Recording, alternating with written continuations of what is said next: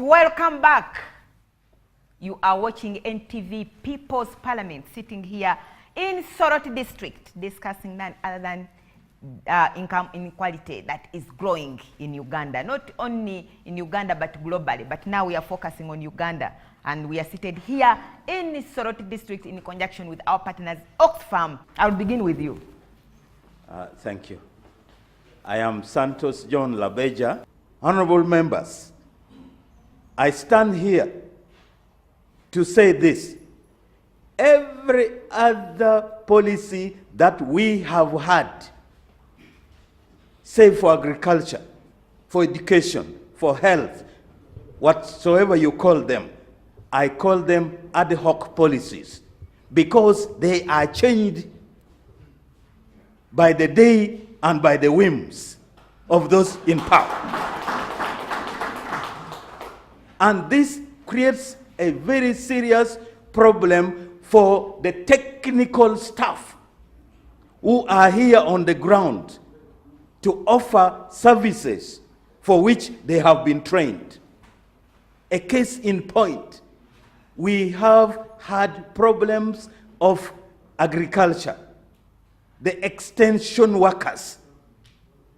Do we have extension workers anymore? Well, but they are there by name because the work for which they had been trained and they were employed have been taken over by the military. Instead of NADS, which is National Agricultural Advisory Services, we now have the military, I don't know how to call it, the military agricultural policy or something. And so that is where we have serious problems. Coupled with that, honorable members who are gathered here, and honorable speaker, the issue that we are battling with hinge on policies. If policies are erratic, then we are going to have services that are also erratic. Okay. As I wind up, yes, I was attacked by high blood pressure in 2016 as I was going to my residence in Amuria. And when I was taken there unconscious to Health Center 4, even Panadol was not there. If you cannot have Panadol in Health Center 4, then what do you expect the roads that have been built to do? Okay, with the patients? Point made, Honorable Thank Member. you very, very much, Honorable Speaker. Lack of Panadol in a Health Center 4 is really embarrassing to our government. Honorable Member, you have the platform. Yeah, Madam Speaker, my name is Paul Omer, and I'm a substantive mayor.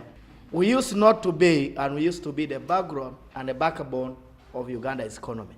Before 1986, Teso had an economical base. They had animal economy, they had a cereal economy, they had all what it takes, it took them, cotton and the rest. And the cows. And the cows. That is what I'm saying, the animal economy.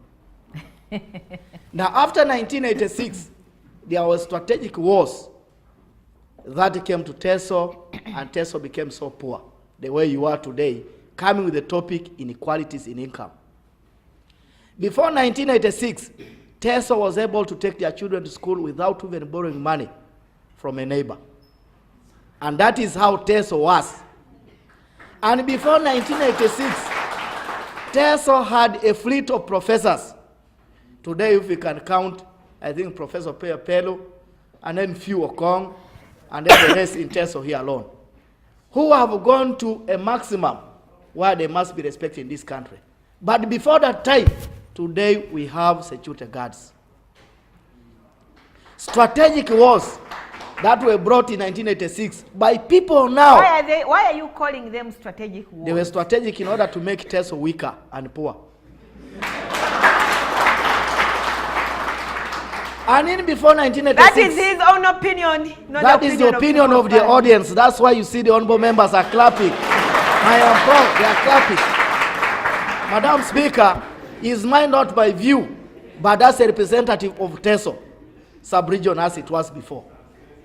The subdivision of Teso into many constituencies has brought us more poverty and more inequalities in terms of what we are now seeing, as it was opposed before that time. But I thought the honorable member, government's intention of creating more districts is to bring services closer to the people. Public expenditure, minus mining of what you have just had my colleagues to speak about here, lack of medicine, lack of agricultural equipment and the rest, strategic planning in order to ensure the basis of people and it is uplifted. All of them, they are here. Both the members of the ruling party and the opposition are here, and that's why you are seeing they are clapping. I would like to wish one of them to come and oppose here, whether it was not a strategic war. There was a strategic war that was. There is nobody to contrary to his view. If they are there, let them come. I'll come back to the podium. Madam Speaker. Madam Speaker, it is only today. You all agree with him? You all agree with him? Yes.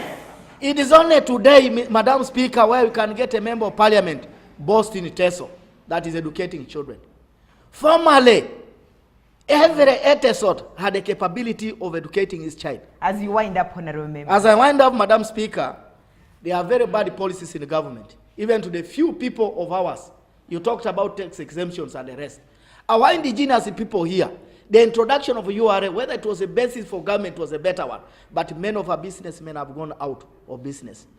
They are taxed heavily and they have gone home.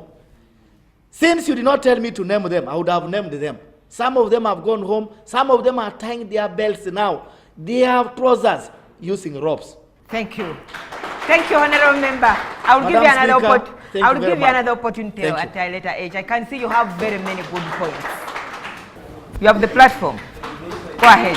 Thank you very much, Madam Speaker. My name is Honorable Jessica Omodo, representing the women youth in Soroti. Madam Speaker, you are aware that the NADS, the then famous NADS, was modified into Operation either poverty creation or wealth creation. I'm not very certain. You forgive me.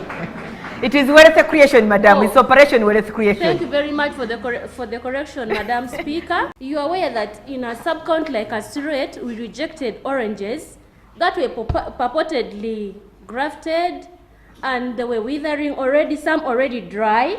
I don't know if that is the way of enhancing our wealth creation. Then there is also a mismatch on the distribution versus the demand. In Kamuda sub-county, we were given about 5 lorries of mango seedlings that were not requested for.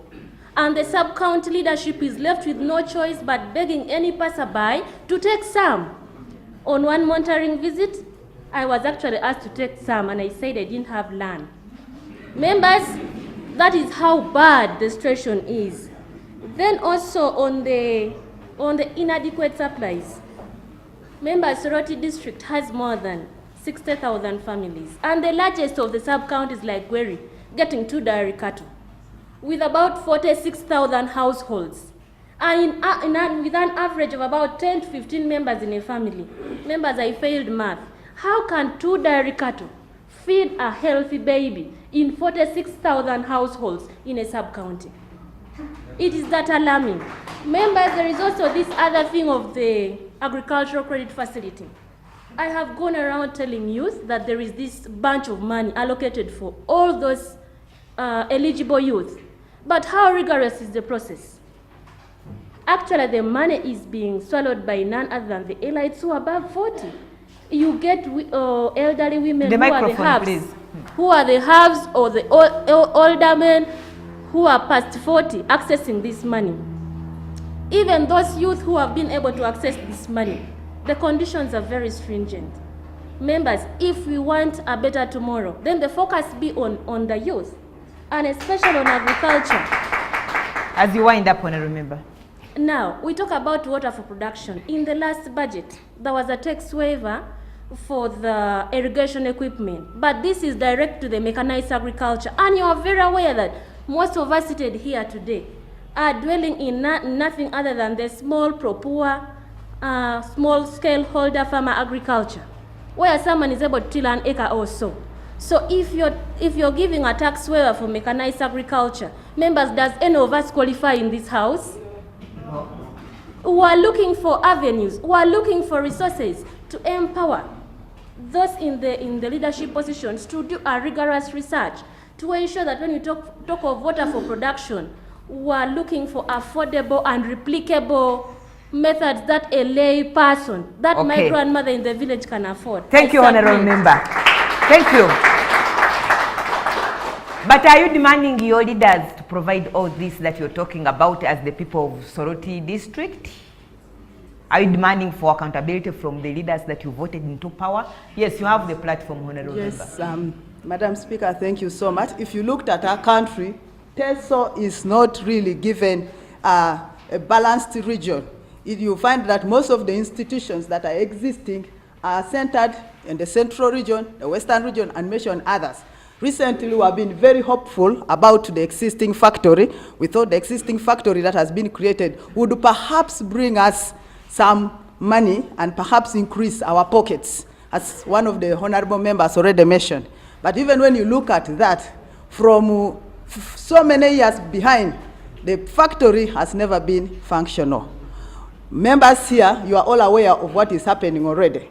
And so, that even makes us to get more worried that where are we ending? Even the little resources that are brought, the institutions that are brought are not functional. Look at the university that has been promised and which is there. How long does it take other universities that existed to operate? But look at Teso.